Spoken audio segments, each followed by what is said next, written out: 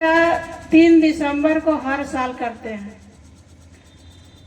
क्योंकि इस दिन हमारा बाबू का जन्म हुआ था।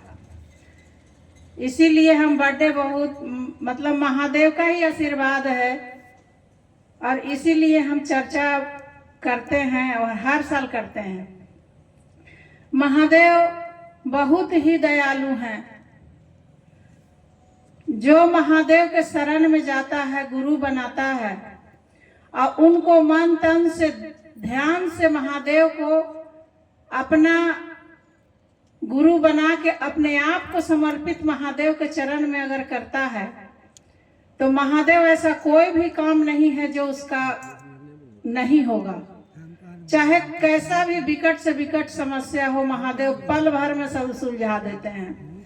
इसलिए महादेव को तन मन से अपनाना होगा, तभी संभव है।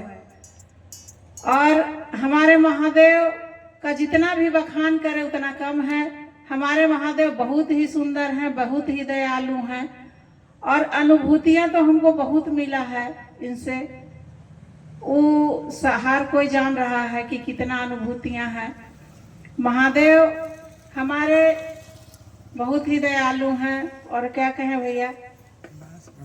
हाँ, और इन्हीं वाणी के साथ अपने चर्चा को विराम देते हैं। करिएगा तो करेंगे। भजन गाइए।